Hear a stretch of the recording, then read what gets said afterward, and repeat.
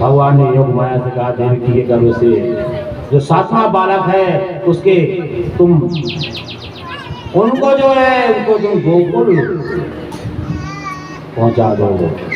सुखदेव जी परीक्षित के दूसरे पर जवाब दे रहे हैं।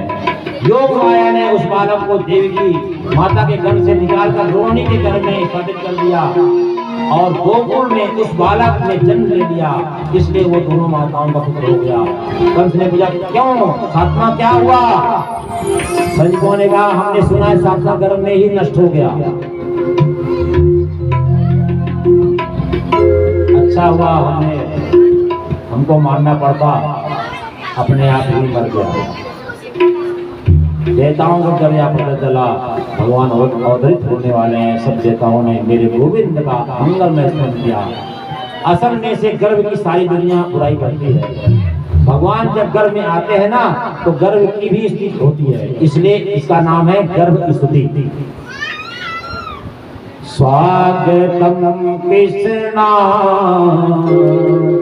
स्वागतम कृष्णा स्वागतम कृष्णा स्वागतम कृष्णा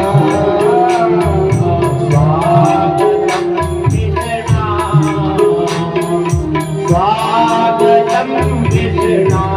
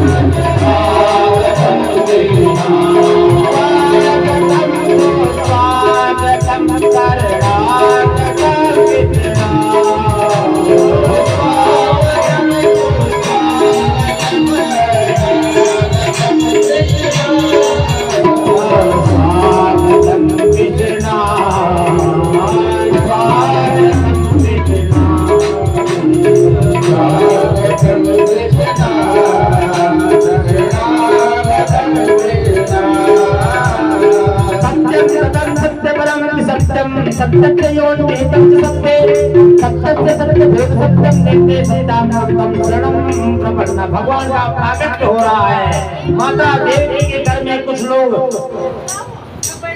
प्रश्न करते हैं कि भगवान भी घर में आते हैं क्या? घर में आने से भगवान नहीं है तो भगवान किस काम का? देवताओं ने भगवान की मंगलमय की, उनके मन में अपार आनंद है। इस आनंद की खुशी में देवताओं ने मंगलमय किया। एक और बात देवताओं ने सत्य सत्य सत्य कह के परमात्मा को प्रतिपादित किया। क्यों? क्योंकि आपने अवतार से पूर्व हम लोगों को वचन दिया था कि मैं अवतरित होकर के धर्म का उद्धार करूंगा। मामा समझकर कहीं आपने इसे छोड़ दिया तो सबका कल्याण ही कर देगा। इसलिए देवता बार बार सत्य स्मरण कराते हैं, भूल नहीं जाए आप। माता देवी से भी कहा माँ डरना नहीं, विष्णु दान को दिव्यम प्राप्तमाने साक्षात भगवान को आया। माँ भोजन वयम भोजा विप्रावृत्ता भोजा नारायण सोचा के भगवान को आने वाले पर कंस को ऐसा था डरा करके जाऊं कि इसका जीना ही दुर्लभ हो जाए। नारद जी कंस के पास आए और बोले राजन आपको मालूम है 8वां होने वाला है। कंस ने कहा जी महाराज आकाशवाणी ने कहा था 8वां मेरा काल होगा। और सुनिए यदि वो जन्म लेते ही भागने लगे तो मैं उसे पहचानूंगा कैसे। आप तो त्रिकालदर्शी संत हैं, जरा बताइए 8वां जो जन्म लेगा वो कैसा होगा। मान लो भागने लगे तो मैं पहचान लूं। नारद जी बोले बताऊं वो कैसा होगा।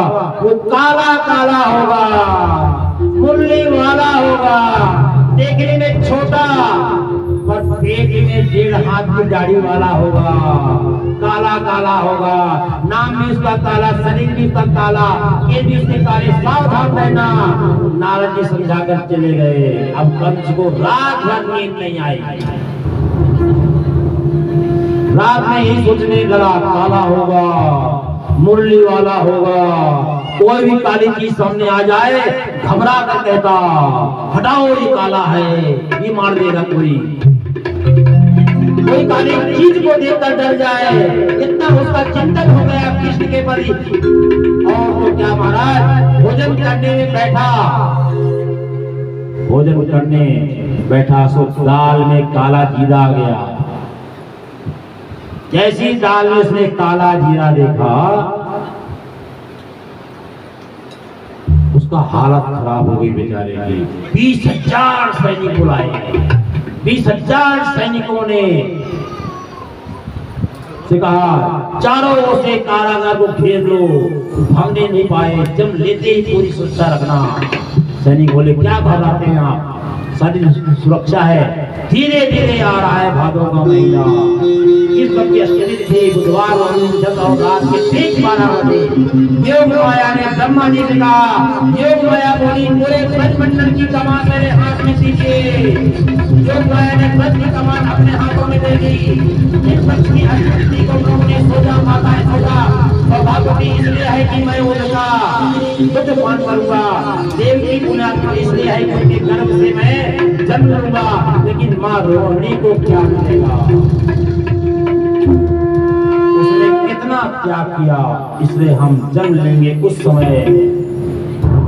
उस समय का नक्षत्र रोहिणी नक्षत्र होगा। अष्टमी तिथि की रात की ठीक 12 बजे माता देवकी का कारागृह में आज मंदिर बन गया।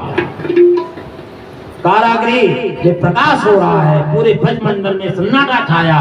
सब लोग गहरी नींद में सो रहे हैं और मेरे गोपाल का प्राकट्य हो गया। बोलो बाल कृष्ण लाल की।